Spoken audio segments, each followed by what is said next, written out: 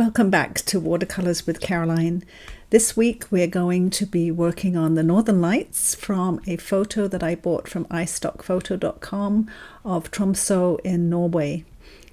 We're going to be using a lot of Phthalo Green, Phthalo Blue, beautiful colours, and practicing a couple of them. So let's get your paints ready and let's get painting.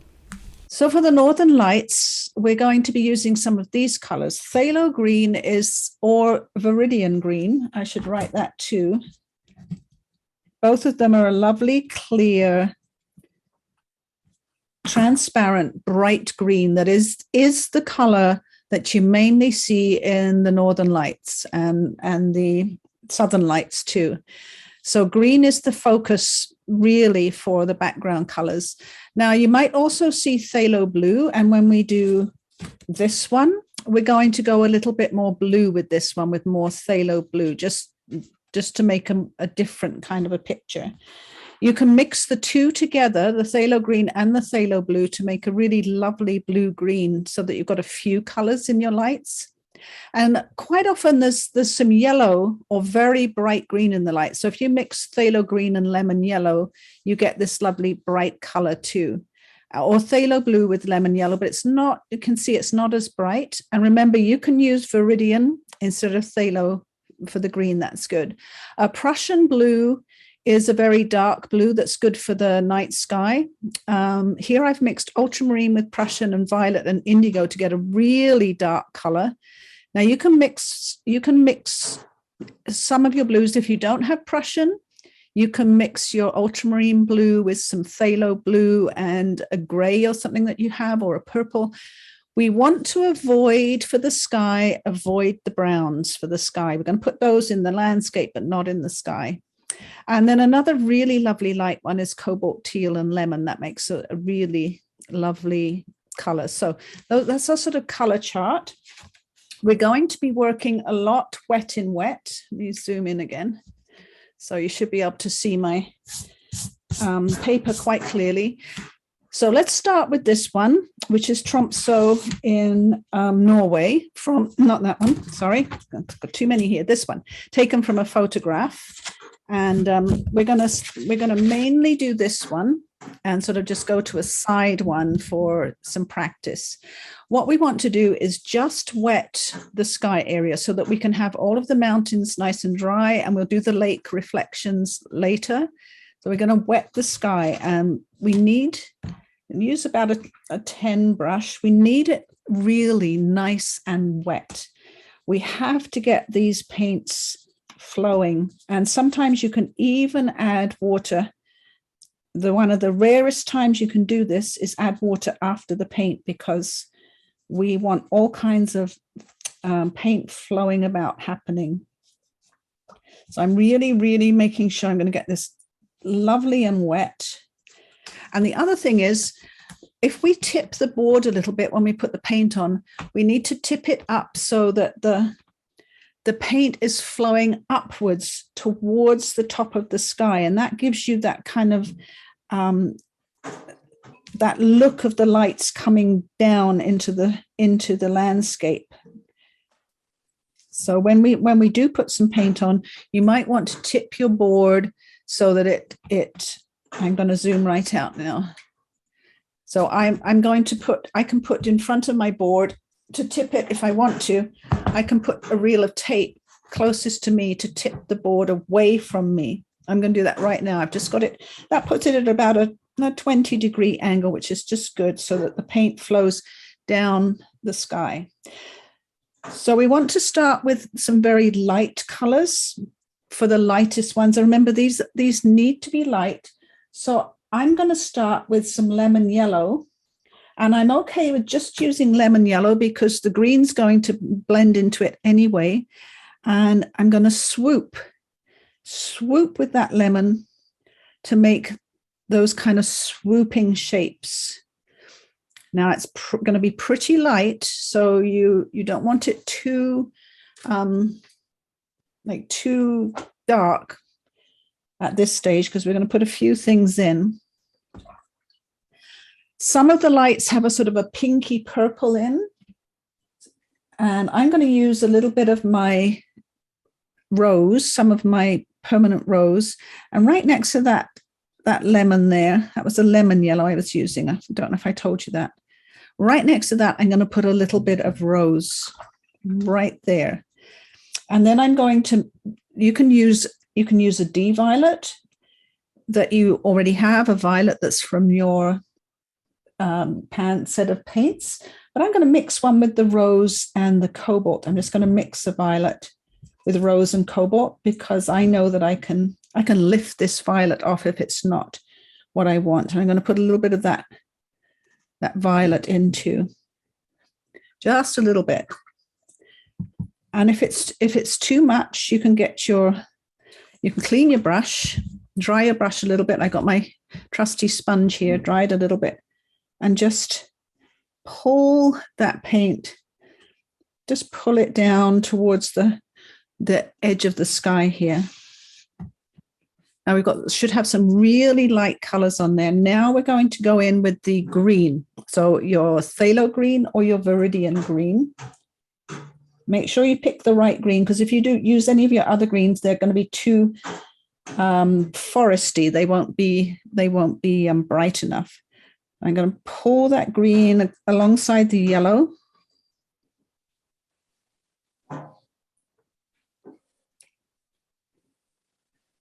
And this is when I say that you're going to lose heart. You're going to think, oh, I don't know, this is not really looking like anything, that we have to work in layers. So don't worry.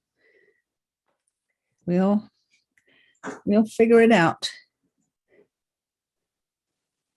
Try and sweep with your brush, and don't go over the tops of your dry mountains. They'll look lovely and crisp if you have a nice, very nice dry edge there. And try not to lose some of those really light colors that you put on. If you feel you need a little bit more lemon, and I feel I do need a little bit more lemon, I'm just going to come here with a little bit more lemon in there. And if you drag it alongside of the Phthalo Green, it makes a lovely color for your lights. Last thing I'm going to do is mix a little Phthalo Green with a little Phthalo Blue and make a turquoisey darker green. And I want to have this now we're going to go a lot darker with our second layer, but we can't, you can try and go darker this layer, but I promise you it's very, very difficult to do. See how I'm just going very carefully with the point of my brush alongside those mountains. Get a little bit more blue and just here. Now, if you didn't wet your paper enough, just add some more water. This is one time when you can really go in and add some more water, especially if you have your board like tilted. Now, see, if you have it tilted this way, those lines go up into the sky. I'm going to add a little bit more Phthalo Blue, a little bit more. And I'm going to just pull down from the top of the sky here. Just a little bit. I don't want to take too much at this point. I'm going to put darker colors on when we come back, when this is dry. So I urge you not to do too much at this stage, because there is a temptation to keep going and keep pulling color and everything. And what you want to do is wait until we get to the next layer to do all of that kind of work. It's probably too light up here. I might just add a little bit more Phthalo Green, just there. And see, I've told you, don't be tempted to put too much on there. This is what happens. I look at it and I think, oh, I want a bit more color, but probably best to not. That's it. Stop it. Like, stop. Don't overdo it, because you want this to be a lovely light layer. Now, what I'm going to do is I'm just going to scoop up a little bit of the water that's at the edge there. I want to leave it on a tilt. So when I move it to one side to practice the other one, I'm going to leave it on a tilt. And let it still spread downwards on the paper. It also helps to keep the edge of your mountains really nice and dry. So I'm going to put this to one side. And I have another piece of paper somewhere. Here it is. So I'm just going to move over to my other piece of paper.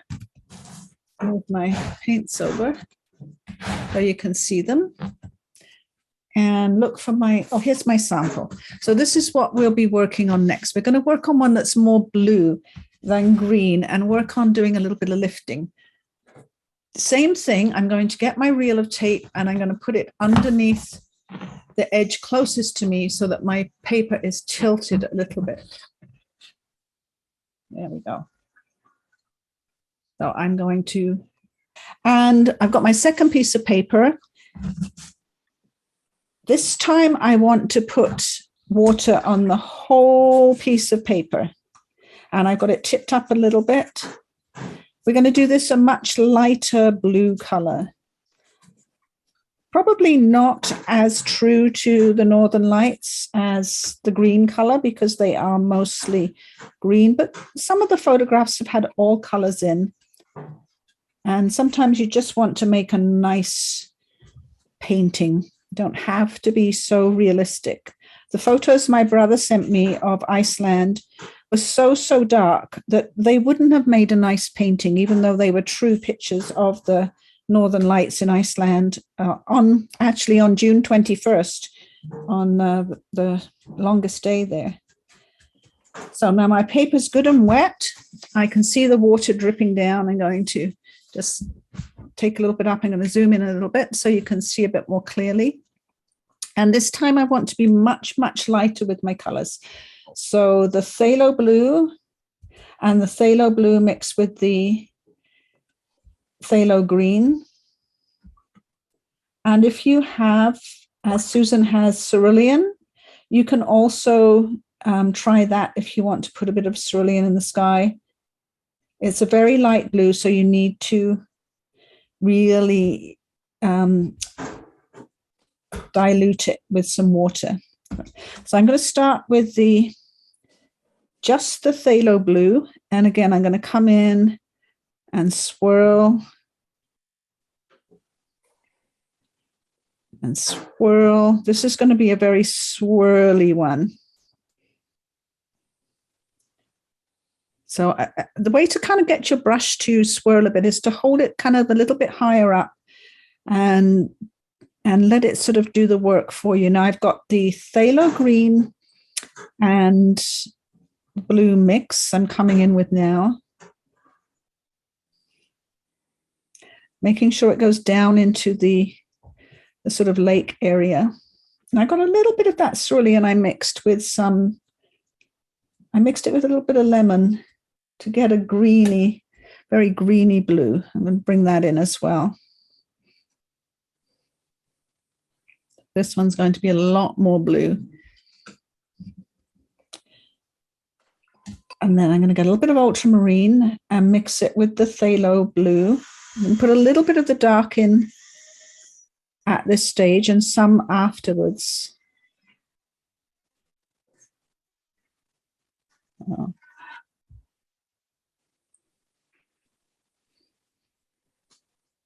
I'm putting in the ultramarine mixed with a little bit of the Phthalo Blue and sweeping that in.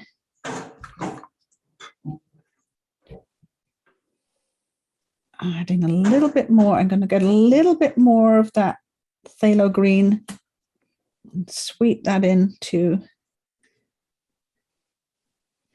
And now we're going to do a little bit of lifting. So I want a really clean brush. And what I do is I wash out my brush really well, and then I dry it on my towel very gently. And I also, what I want to do with my Kleenex is I just want to clean up a little bit of that water that's dripping down from the sky so that we don't have too much background. What we don't want is background. We don't want the water running back into the tape or the picture. Clean that up a little bit. Now to get those swirls, I'm going to use this clean brush and I'm going to pull it down and I'm going to swirl it around. Now I have to dry it again, clean it and dry it again before I come down again and swirl with it. So each time I do that, I have to clean and dry the brush. And we don't want to do too much pulling out. This is sort of pulling the color out with your thirsty brush. Don't want to do too much, but just a little bit, and maybe put a little bit in where I want to swirl here.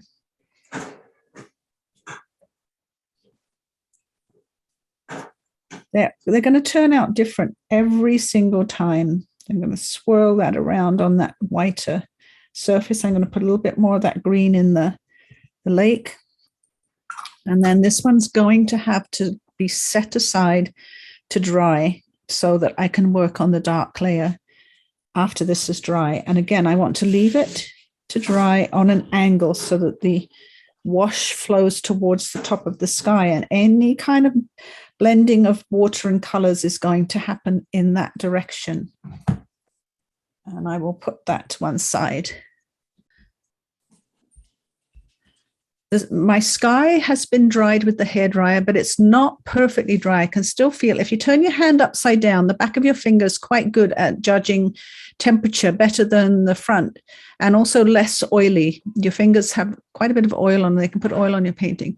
I can still feel my painting's fairly cool and it's not completely flat. So I want to give it a bit more time to dry without the hairdryer and everything on it. And we can work on all of the foreground while that's happening, and then we can come back and do another layer in the sky for all the darks. Now I'm looking for not too many. Oh, here it is. Here's my reference one. This is my reference one. So what we can work on now is all of this kind of raw sienna that is in the mountains, and that's our first layer of brown. So that's raw sienna. And then we can go into some of our darker layers of brown. So I'm going to try and have a photo or something in front of you so you can actually see where you're going to put your layers of color. I'm going to look at the original as well. I've got the original beside me. Smaller brush, and I'm going to look for let me see what I've got here. Actually going to look for my number 2 brush, I think, because it's quite, well, no, maybe 4. I'll go between the two of them. We don't want to have too much raw sienna on here. It's not really, really strong, but we want to have a little bit. Or if you don't have raw sienna, then yellow ochre will be fine, but dilute it really, really well. And I'm going to start with these ones over here. You can see these here are sort of a golden color, and this kind of golden color works really well with the cool colors in the sky. So quite diluted. And on these closer mountains here, I'm going to put the raw sienna and a little bit here. These are all layers of snow and rocky areas. Now you can see mine's pretty light. You should be able to always see your pencil lines through your paint. I don't want to do any of the background mountains with this. There's also a little bit over here.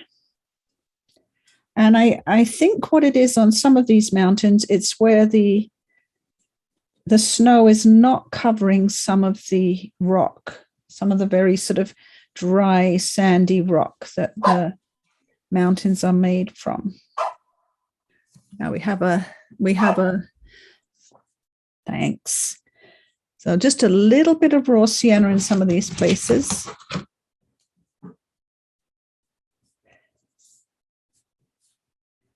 And make sure that you leave a lot of white for your mountains to show up. I'm going to put a little bit. I'm getting less and less. I'm at my number 2 brush now. A little bit more just here. And before I put the blue on the foreground, I'm going to get my bigger brush. I am going to put blue on the foreground, but I'm going to put a raw sienna wash that's going to show through some of the blue, because warm colors come forward and I just want to warm up that snow in the foreground. See how really, really light that is. Also at this stage, I can put in the lake colors because the sky is fairly dry. So to do that, we're going to wet the lake. Just the lake, not any of the mountain areas, and not soaking wet like your sky was. And I'm going to start with a little bit of the lemon. And mine has got a tiny bit of the green mixed in with it, just because my brush was dirty, and that's lovely, that's fine. And now the phthalo green. Put some phthalo green in the lake. I will be going darker, but not yet. And a little bit of the phthalo blue and phthalo green mix.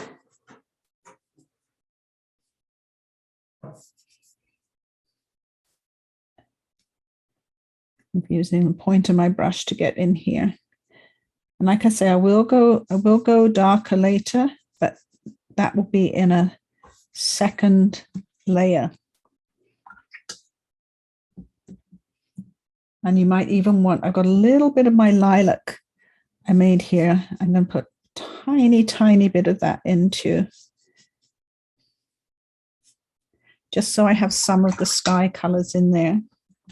And they're all going to blend together, wet in wet. Just agitate them in a little bit with my brush. And just doing that gave my raw sienna time to dry a little bit, because I went on dry paper with raw sienna, not very wet. So it gives it just a couple of minutes to sort of soak in and dry.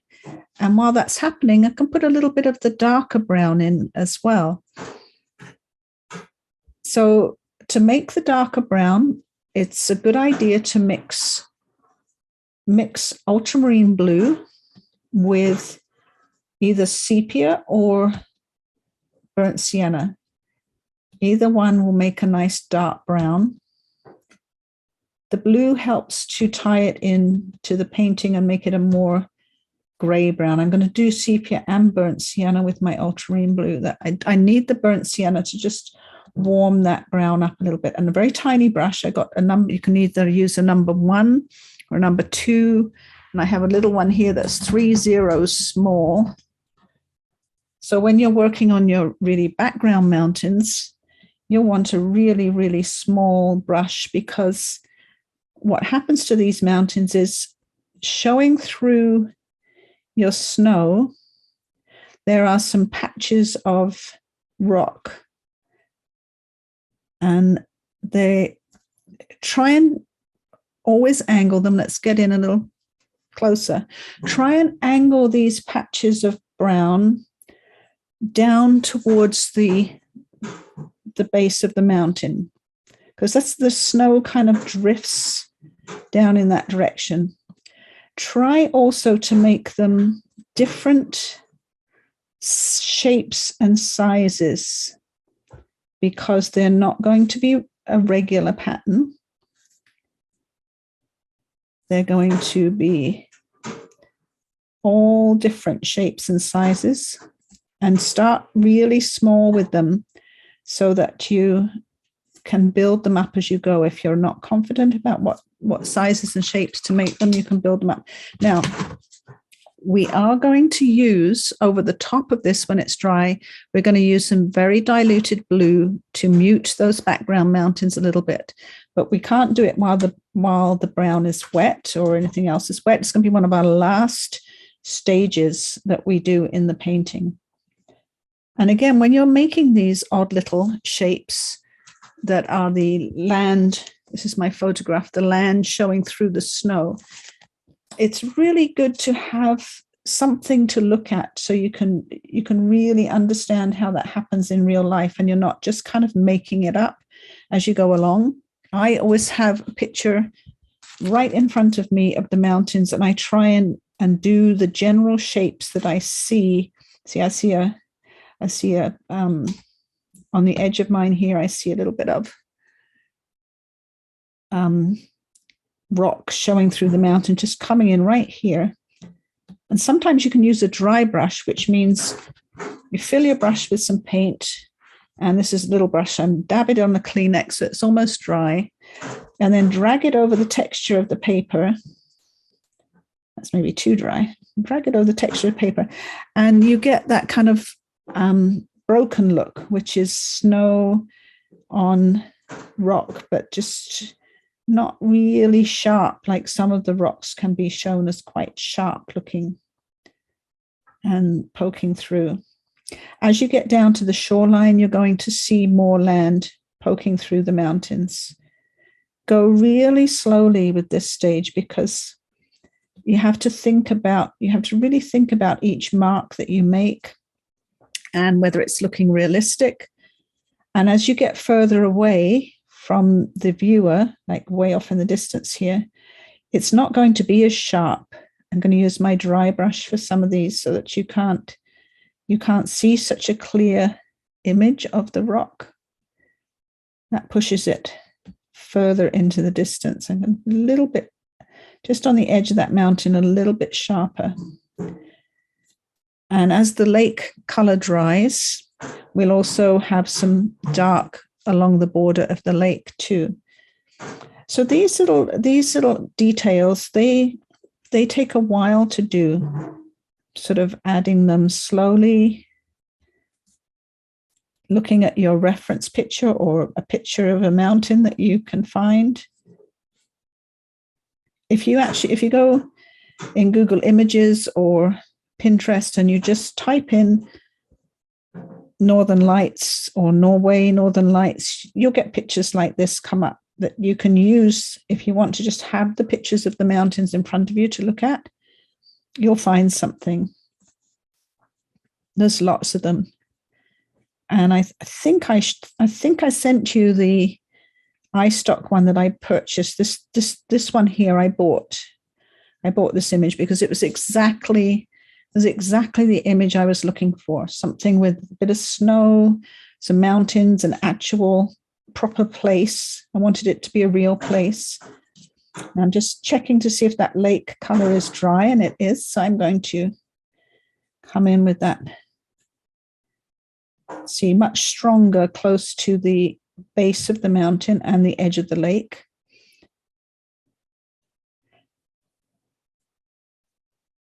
And dragging these bare patches of mountain downwards, down the mountain towards the base. And again, base of this mountain here.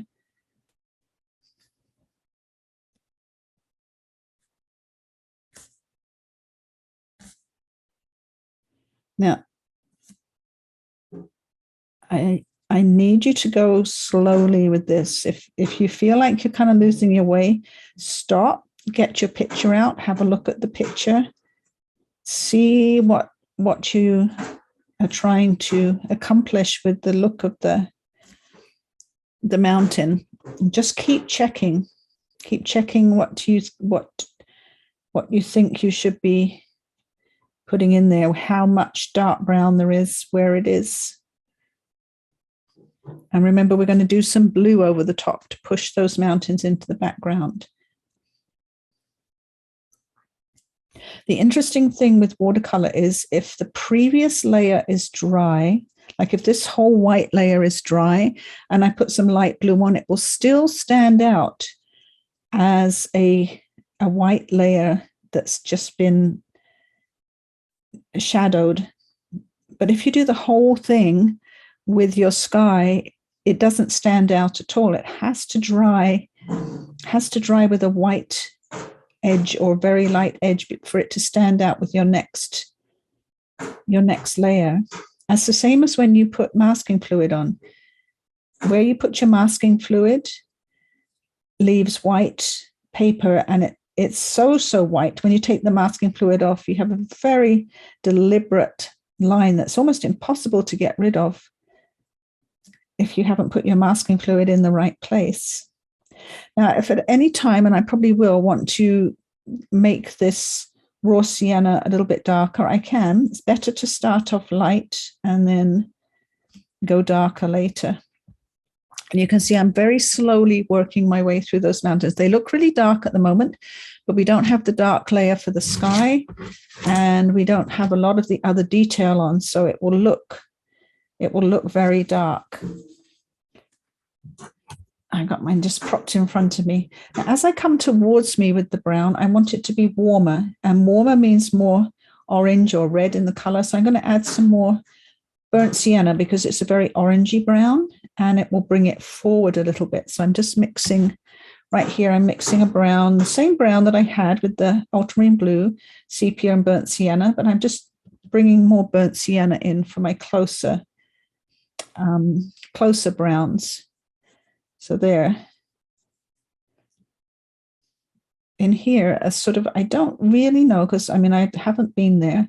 It almost looks like there's either trees or some kind of greenery or something vegetation growing closer up. It's probably just some grasses and scrub and stuff. And they sort of feature in between some of these areas of snow here, giving a little bit of interest to it. And also sort of a bit of a line in the snow. So you've got those snow banks happening. I think there might be some very small trees. I'm not going to put it all in because I want to put some of the blue shading in as well.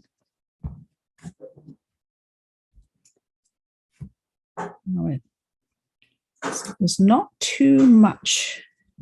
Go with the other side. Not too much on this side of the way of the dark brown on the mountains. We're going to do this more with the brown shading. Not brown, sorry, blue shading. So I'm just going to put that in for now. All of this is giving the sky time to really, really dry up, ready for the next layer. So I'm going to zoom out a little bit. Wash those brushes up. And this is good and dry in the front here. So I'm going to put a wash on there of blue. Find the right size brush. My brushes are all over the place. Use my number 8 brush because I want to do a good wash. And I want the ultramarine and the phthalo blue. Bring my mixing tray over. Mostly ultramarine. I want a warm, ultramarine is a warm blue. It's in the foreground here. And now I need to really dilute it down. We don't want it really, really bright. Actually, over here, I'm going to, on this end, have some of the phthalo green and the phthalo blue. So I have a greeny blue because I want a little bit of reflection in the snow of the Northern Lights too. Want to have a little bit of both going on, but very diluted. So I'm going to get my brush. Now I want the top of this snow here, I want it to be white. I don't want to go over that with this shading. So I'm going to take on dry paper and a big brush. I'm going to take some of that phthalo green and blue mix. And I'm going to start with that. Then I'm going to dip into the ultramarine and blue mix and bring that up against the phthalo green and blue mix. Go back to my phthalo green mix, and I'm going to come down this snowbank here. Wash my brush, get a little bit of the ultramarine blue mix and come up against that phthalo green. Now I'm skipping some of this area and letting some of that warm white show through. It's warm white because I put the raw sienna on it. Now, I don't want to do this one yet because I want this one to dry, because every time you have a dry line, you're going to have an edge. Now I'm going to get more ultramarine blue in that mix, so it's warmer, more ultramarine in here. Little brush now. And on the edge of this mountain here, I want to take that right down a bit with some ultramarine blue. Now you'll see, because it's white paper with a bright edge, it's going to still look like a white mountain, even though I put that very diluted ultramarine blue over the top. And a little bit of that greeny blue as we get back here, so that they reflect the lights back here.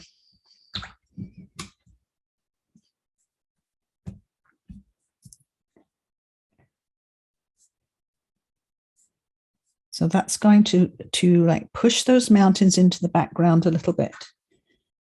And same over the other side. Start with the background mountains. I can't emphasize how much water you need on your brush for this. You're not going like strong ultramarine blue. It's very, very diluted. It just pushes those mountains into the background. I wet my brush each time I pick up some more of the ultramarine, so I'm very careful not to have it too strong.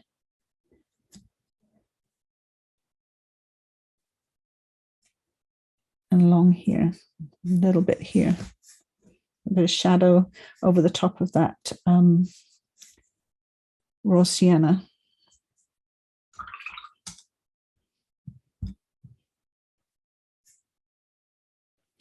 I want to leave some of these other areas for later, because the way to keep them nice and bright is to have them dry. And we're going to put on some darks in just a little bit. I'm going to pause again and thoroughly dry this part, and then we'll work on the sky after this is thoroughly dry. I'm pausing now.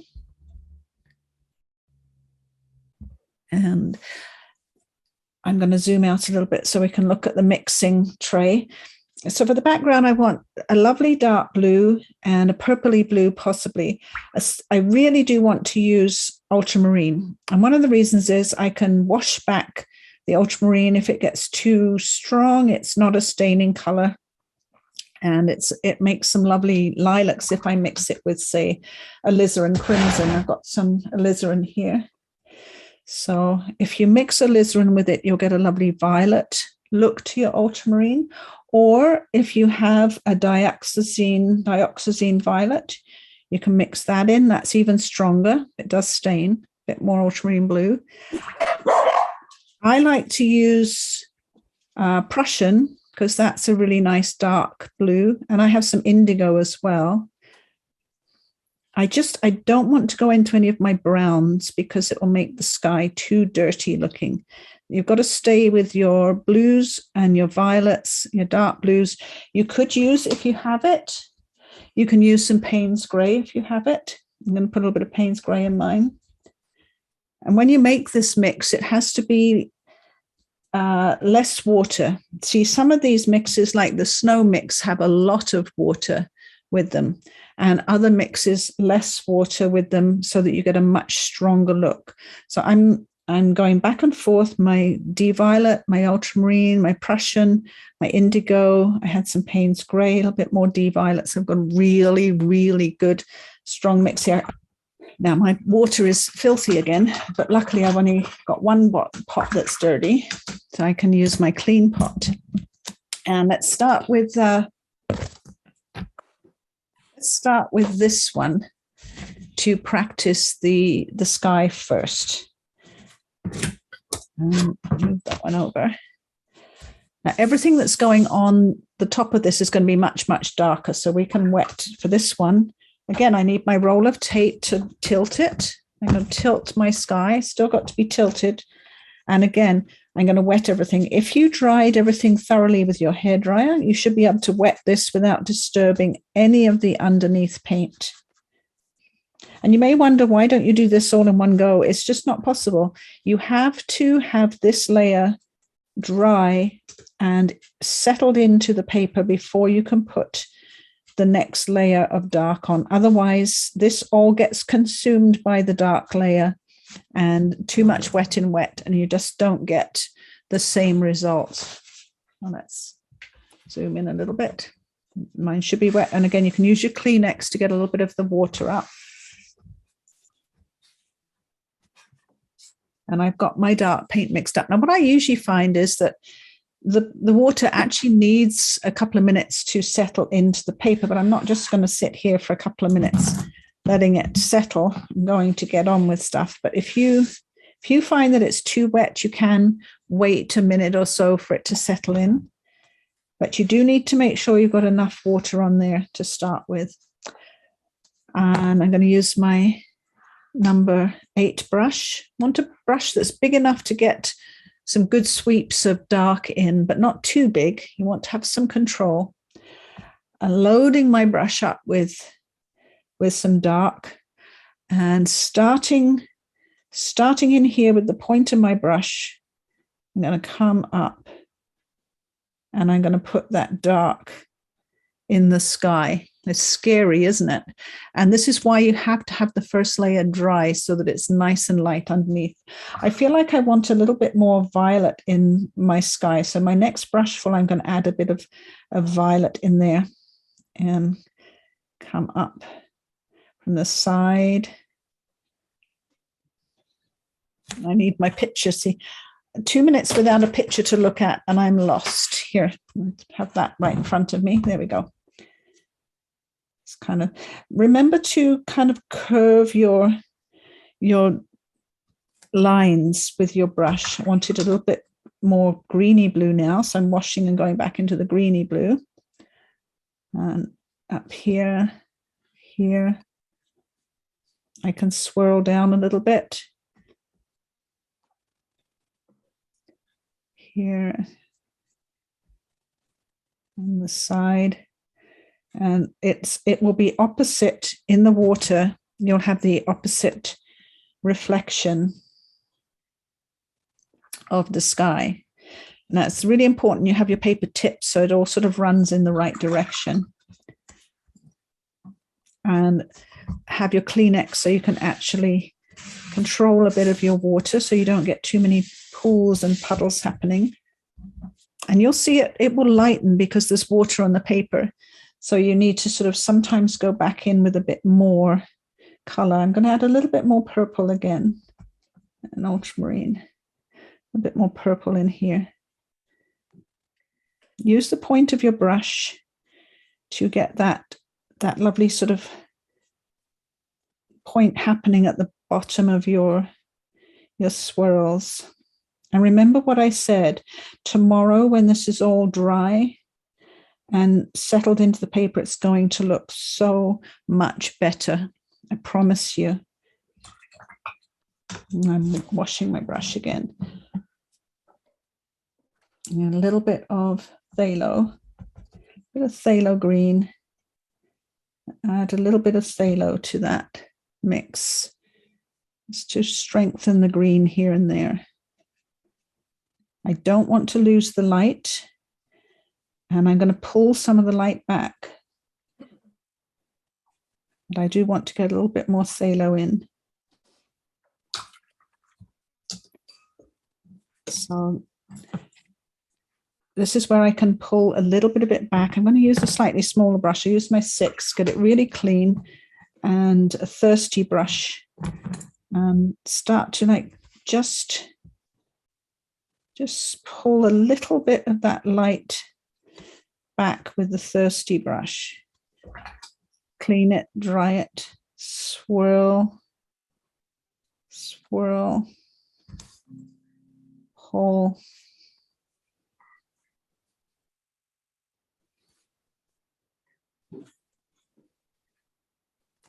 Don't pull too much color off, but you can, if you feel you've lost a few lights, you can just pull some out and definitely sort of swirl in here.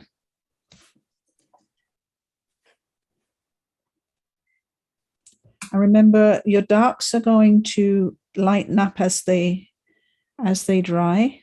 So you might want to even darken them a little bit while they're still wet, because they will dry a lot lighter. I remember my lectures about the corners of paintings too. It's very, very good to block the corners in with color, so that you keep the eye moving towards the center of your painting. Let's zoom out a little bit. Now I have what I'm going for here, which is a very light area in the center of the painting here, because I'm going to put some landscape on it. I have the sky swirling out from here, and I'm never going to be able to get it the same twice. So I'm going to have to go with whatever I've got here is what I'm going to have to go with, adding a little bit more phthalo green here and there towards the edges. And then stop, Caroline, because if I fiddle with this too much, that's when I lose it. That's when I lose the lovely lights and darks and the colors. So I'm going to put that to one side, tilted so it's flowing up.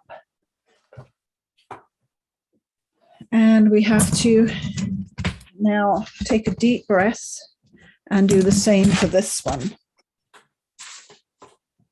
Working on the sky first. Let's zoom in a little bit. And as before, we have to keep the mountains very, very dry. We're not going to do the lake until we've done the sky. Oh, I've dripped water on mine already. Get that water off. And I've completely dried this with the hairdryer. So I want to take very clean water, my bigger brush, my 10, and tilt. Remember, I want to tilt my paper, put my roll of tape closest to me so it tilts up. I'm having trouble getting everything organized here. There we go. I have my colors already mixed up from my other ones. So, and then when I get to the edge of my mountain, I have to be very, very careful that I don't go over the edge. I can be really quick at the top of the sky here. But then when I get close to the mountain, I have to be much, much more careful.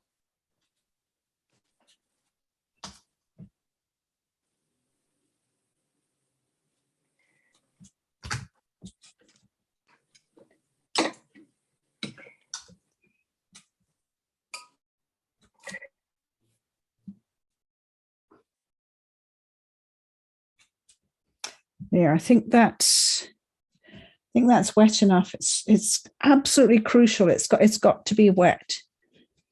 If anything is not working for you properly, it's probably not wet enough. And you can add some extra water. Right, so that's good and wet. Put my reference photo in front of me, put 8 brush and some of that nice dark mix, and swoosh, like pointed the brush into where the swoosh is going to start, and then up into the sky.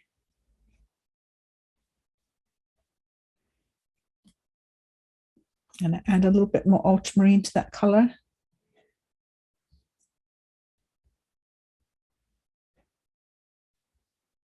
Ultramarine's great because you can lift it back and it's not too staining, but it's a lovely dark color. Bring that down. So we're now bringing in the dark on this sky. I'm going to add a little bit of violet to that too.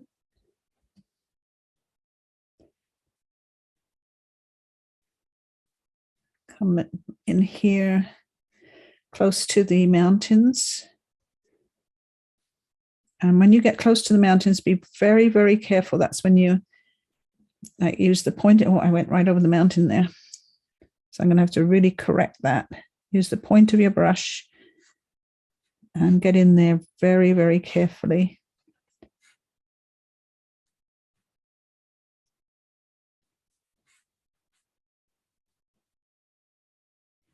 want to come right down to right down here. So it's dark at the end of the lake here, behind those mountains. If you've got your paper tilted a bit, the lights will flow up into the sky. Each side where the mountains are, you want to go really dark. And don't forget, you're not going to get dark on your brush if you don't keep, you've got to keep loading it with paint. You've got to keep going back and getting more paint on your brush. Otherwise it won't be dark. It will get lighter and lighter as the paint flows off your brush. Point of my brush to get in there really carefully. The darker it is next to those mountains, the whiter they will look. In from the top of the sky.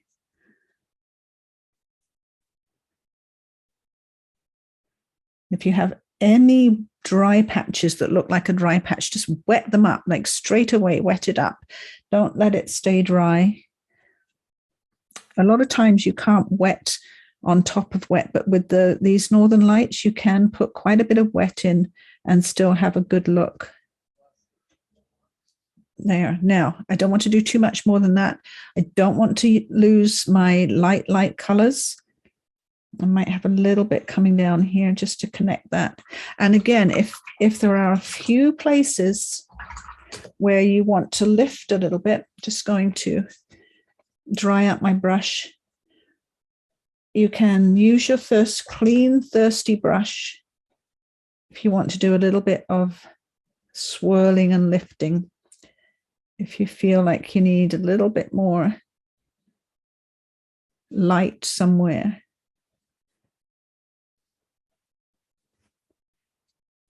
Now, if you try and do this all in one go, you lose all of your light. Like you can see how quickly your darks flow into the water. Oh.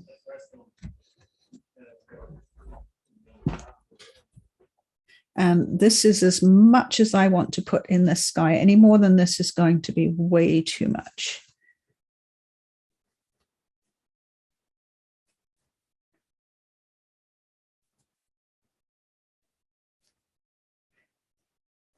I'm doing one of those kind of like ziggy-zaggy lifts just there, just a ziggy-zag. And up a little bit.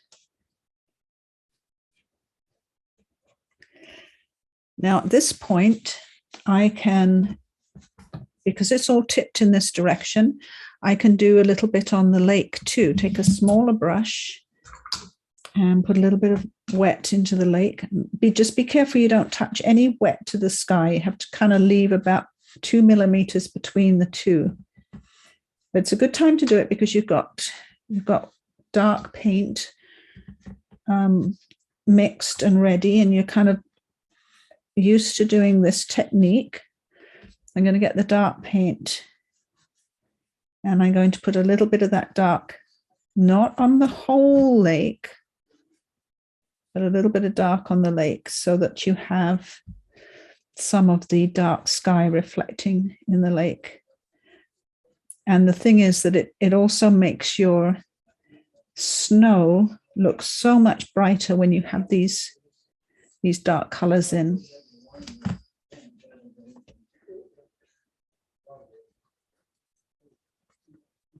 Especially up here, up against these areas, just over here. I'm going to bring that in dark. It'll give us a lovely white edge to our snow. Little tiny brush now, just really a lot of control here. Get a little bit of the green, with the green on my brush too. I want that white to stand out, so I want some dark against this white so it stands out. And I can pull a little bit back with my thirsty brush. A very, very dry patch there, so I don't like to have a weird dry patch, so I'm just going to cover that up with a bit more of the blue-green and pull back a little bit of the light on the lake. And still I want it a bit darker over next to this snow to make the snow really, really bright. There. I want a couple of patches on the lake light so that they reflect the light in the sky. And I'm also reflecting some of the dark. It doesn't have to be exact as the sky. That's not necessary, because it's going to be so in such a different place to the sky for the viewer that it doesn't need to be exact. My sky now, although it's still very wet, is getting too dry to do any manipulation. So, you know, even if I could maybe pull a little bit of light out of the sky, but it's getting to the point where that's going to not have a lovely soft edge. It's going to look a little bit weird. So I don't want to do too much manipulation. There's just one dry patch I can see here that I'm going to put a little bit of wet and some pulling the sky there. Now, this is the part you have to take on faith, because it can look a bit weird at this point. Tomorrow it will look lovely. It really needs to dry and settle in. And most of my foreground here is dry. I still want a bit more shadow on this foreground. So I get my number 8 brush and some of that sky color we just mixed up, which is ultramarine and purple and some colors. And I want to have a bit more shadow in the foreground on dry paper. So it's more of a hard edge shadow here, a little bit of green. And I'm just mixing that in with a wet brush a little bit. I'm not coming right up to the edge here, because at this point I can do the shadow down here as well. I have these colors and I can put, I don't want it too dark, but I do want it to be shadowed. I'm going to put that down here and have this a bit more shadowed, a bit more green.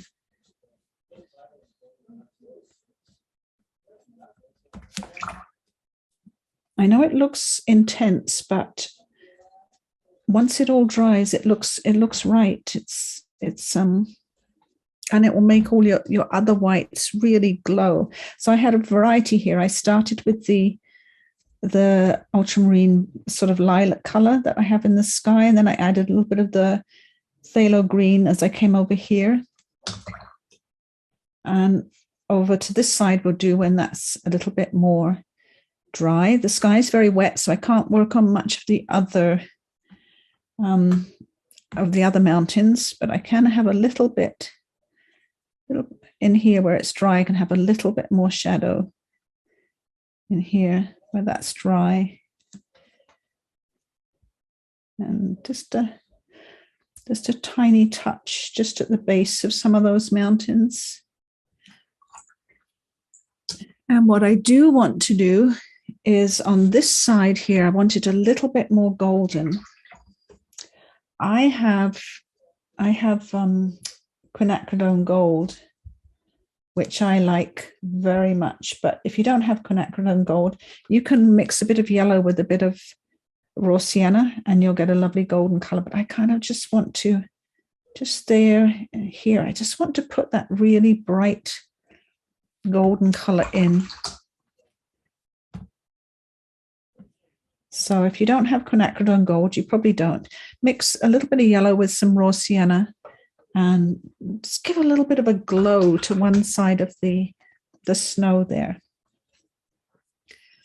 Now at this point, everything has got to be dry before we do the finishing touches. The finishing touches are putting on a lot more dark brown to pull out the details.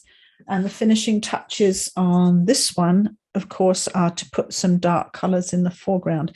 So again, we are going to have to do the hairdryer before we can move on. Or if you're watching on YouTube or if you're watching later, at this point, this is where you can just walk away and let the whole thing dry before you move on. When you use a hairdryer, you do have to be very careful that you don't use it too soon. If you use it too soon, all of the blending wet in wet stops. It doesn't keep happening.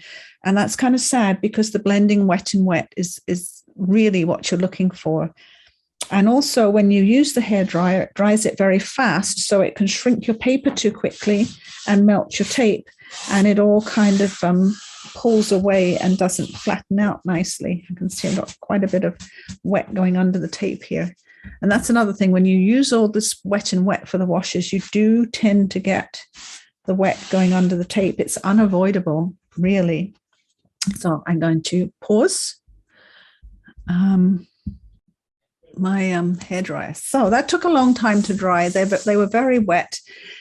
And the great thing to put on now before we do some of the other stuff is to put on some of those stars. If you have some white paint of some kind, or even a white gel pen. Now, I use white paint, but if you have a white jelly roll, they're a couple of dollars, or a white gel pen.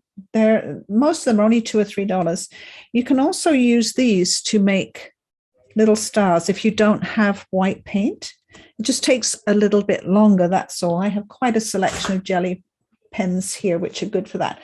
But I like my Dr. P.H. Martin's white. I have a little bit in a ceramic dish here. And I have found that a small fan brush is excellent. This is one from Michael's. It was only $2 or $3. It's excellent for spraying on some splatter. It just seems to be the perfect amount. So really clean water if you're doing the white. And I'm going to mix up some P.H. Martin's white and get that good and thick on my brush.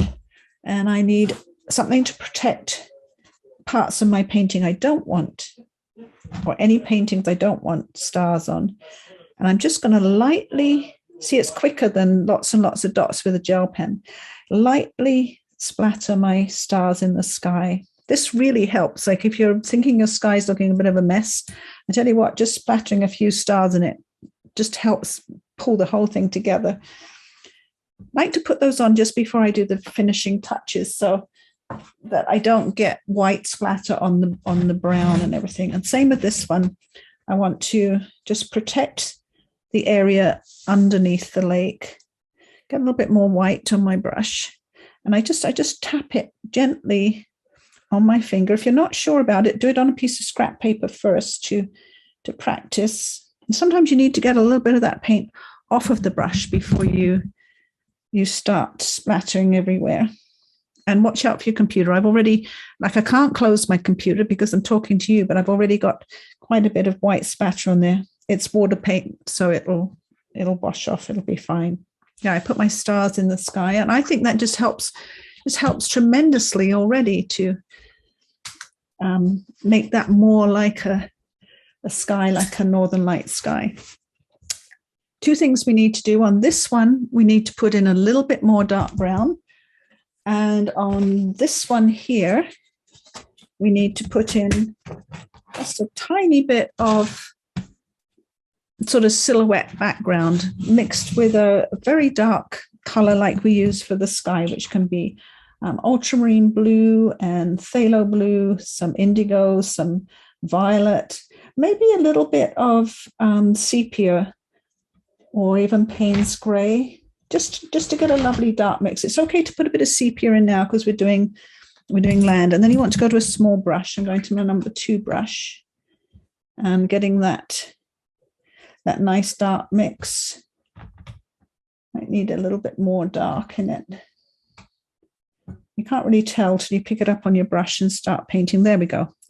So I mixed ultramarine blue, phthalo blue, sepia, some dioxazine violet all together.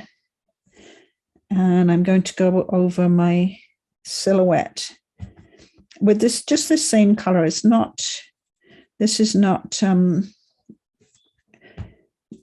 graduated color or different colors or very much detail. It's just a silhouette. Pull the whole painting together. And again, I'm dipping into my mix every 4 or 5 brush strokes because I need to load my brush so that I don't get any streaks and so that I can paint really easily without dragging dry paint across the paper. I'm going all the way across. My horizon line is just about an inch up from the tape here, really low, so that the focus of this is the sky. A little rock here. This isn't like another little lake with the reflections in, and then this is sort of a little island sticking out here. Really just, it's just there to give this picture some middle ground. You know, we've got the background mountains. We're going to have a foreground in just a second when I get to it. I'm going to go to my slightly bigger brush, my foreground, my number 6, because it's a bit bigger piece of rock here. Same mix. Oops, look, I made a huge mess there. Now what I'm going to do, leave that and clean it up later. If I clean it up now when it's wet, I'll have something much worse. And put that foreground rock in here. I've got a couple of splatters and a bit of a mess, and this can be, in a moment, another tree if I want. I'm not going to worry about it. I'm going to have 2 trees over to the side, just coming above the horizon of these mountains. It's really nice to take something, the trunks will be like this, again, same color, something above your horizon line for the foreground. It just gives it a bit more perspective. And a tree beside it. Don't make both your trees the same height. Make them a different, if that one ends up being too tall, make that one a bit taller. Make them a different height. Don't have so many branches you can't see the lake through them. You know, have some space between your branches so that you can see the lake. And you know what happened here with this splat that I made? Well, I'm just going to turn that into a strangely shaped tree here, because I don't want to fuss with it in any way. It's going to be something just there, and some rocks, and maybe a rock here. It's good to have 3 trees anyway, but 2 works okay with this. It's because you have all these other things going on in your foreground. You can have another little rock here if you want something else happening. And that's all you need to do to get this little painting finished with some detail in the lower part of the painting. The whole sky becomes much lighter. Once you have this really dark silhouetted foreground, it really just makes your sky look brighter and lighter, and the reflection in your lake, and it will dry lighter, even though you dry it with the hairdryer and you think it's dry, and it really is fairly dry. By tomorrow, when it's really dry, it's going to take on a different look again. I'm just going to take the tape off. I've got it. Oops. And what I didn't do, I didn't hold the corner there. Hold the corner because it's very wet on the corner, really wet, and I've ripped the corner. I've had 2 disasters on this. That's okay. I'm going to trim it all up and make it into a card. I'll just trim that corner off. There's always a way to fix something that you make a little disaster on. Trim it up. So that's that one finished. I liked this one better, but I think I was a little bit more controlled, a little bit more time on that one. And now we have this one to finish up. We need to do a little bit more dark brown over this side and in between these sort of bits of snow here. So we need some warm dark brown, which means burnt sienna. Let's bring my palette over here. I got some burnt sienna here, which is much too light on its own. I'll mix it with a little bit of ultramarine blue and a little bit of sepia. going to have a little bit of, over here with this violet, I'm going to have a little bit of raw sienna and a little bit of the ultramarine blue, just to make a sort of a sandy brown color. And this is still a little bit light, so a little bit of burnt sienna, a little bit of sepia, a little bit of ultramarine. There we go. We've got a couple of browns that we can work with to put in a bit more of this detail on a small brush. This is my number 2 brush I'm working with. I also have my 000. I'm actually going to use my 000 for a minute, just to show you that you can also have some little bits of sort of dry grass and real tiny brush sort of coming up out of your foreground snow. I'm going to take that raw sienna-y mix that I made with the little bit of violet and put some of that into. These little details are what sort of finish up this foreground detail and pull some of this into the foreground. And then my little number 2 brush, and I want to have some delineation between this snowbank and the one in front. So I put a little bit of that raw sienna brown in first, and then this sort of, pretty sure this is just kind of like scrubby grass that's sticking up in the photo. I want to alternate between those 2 browns, the kind of raw sienna-y light one, and then the darker brown. And over here too, we want to have a border here. So light brown, alternate to some dark.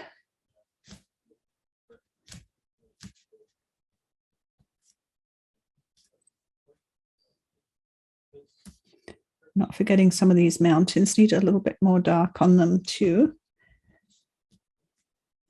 And I'll probably put a little bit more blue, because once you've got this dark blue up here, you can put a little bit more blue on your mountains because it's looking very light now. Down here. Oops, I got my light there.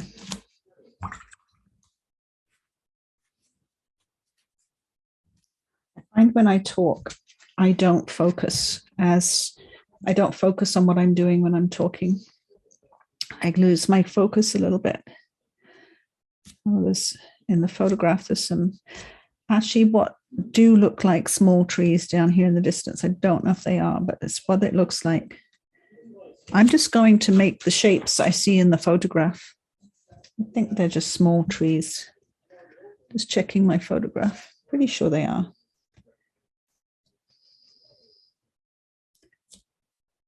As long as you make the shapes that you see, it will look right. If you start inventing things that you don't see, sometimes that looks a bit odd because nobody really knows what you're trying to convey. A little bit more dark in the background here.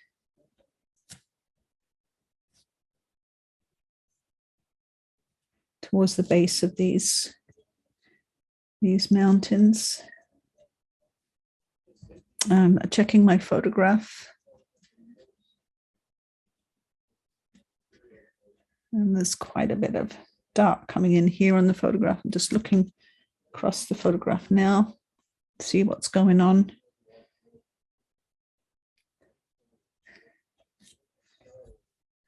There's quite a bit of sort of just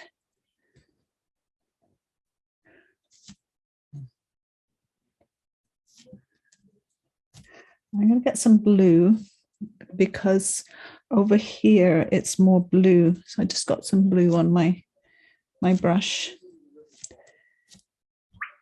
And I'm looking at I've got my photograph right in my hand, and I can see some of that very light brown on the side of that mountain here and here.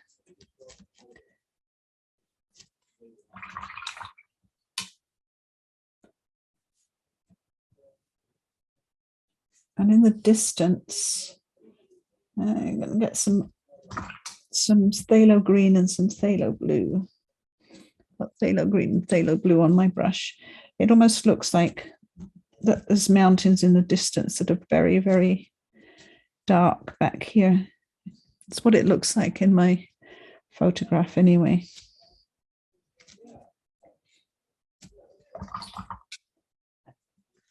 Going with my ultramarine blue. Shadows.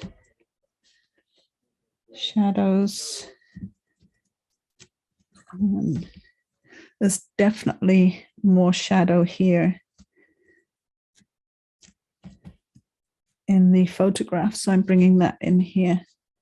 Remember, we've already had one layer of shadow here, so this is how you really work in layers with the paint, and you build it up slowly. There's also on my photograph, there's some blue shadows here and here and here. I can see quite a few, and then some of them have got that greeny blue in them too. And put a little bit more greeny blue on the lake. Now it's dry. It looks like it needs a little bit more, from my photograph, a little bit more definition in the middle here of dark. So I'm mixing that in with a wet brush. It's on dry paper and mixing it in with a wet brush to take a little bit more dark green in the center of the lake here. Maybe coming, I think there's a bit coming up here next to this really light area. Again, a wet brush, just gently mix that in with a wet brush, so I have more control over that. And we're almost done with this one.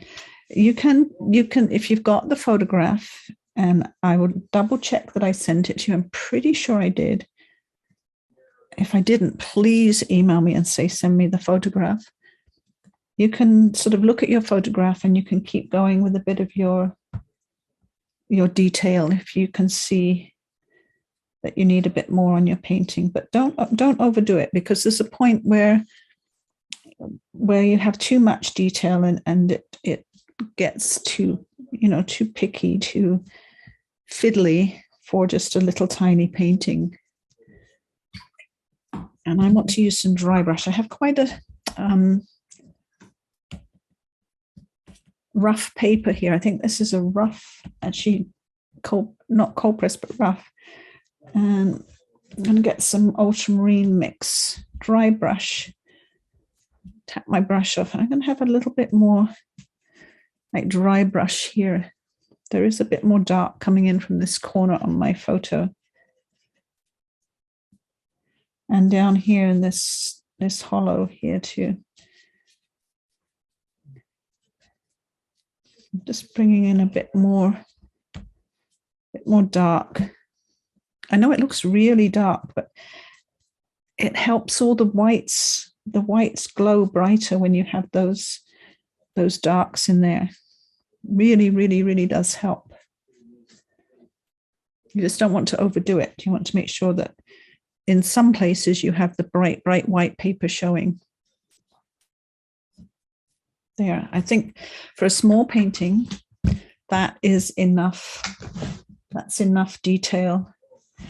And I'm going to take the tape off more carefully than I did with the other one. Please remember when you're taking the tape off, you need to hold these corners down with your thumb because they're still a little bit damp. And this is the place where the tape will rip, is at the corners. And if you have student paper, you need to use the hairdryer because the tape will rip all the paper if you have student paper. The hairdryer heats the glue on the tape and helps it to come off nice and clean. Oh, there we go. So let's get my boards out of the way. So over here, a Kleenex, because I've just splashed a big blob of water in there. There we go. There. So what I do have is I do have a little bit of run back through my tape here that I can get off. If you use a little magic eraser, you know those little white magic erasers that you get from the cleaning aisle, dollar store, anywhere, you can use those to clean up your paper a little bit when it's dry, or a little bit of .ph Martin's white when your paper's dry, and you can clean up those little bits if you want to, if you've got a bit of a mess there. And this one, I ripped the corner, so I'm going to trim mine up so that looks better. So there we go. That's our Northern Lights. I hope you managed to follow along okay. And please, if I didn't send you the photo, email me. If you've got any questions, you can email me. And I hope you enjoyed that. I'm going to say goodbye in a moment. I'll stop the recording and say goodbye to you in person. Well, how did your painting go? I hope they turned out really well. And don't forget, it's all about practicing. So just keep trying and do a few and wait till tomorrow, because they always look better the next day when they're dry and you get a fresh look at them. See you next week. Bye for now.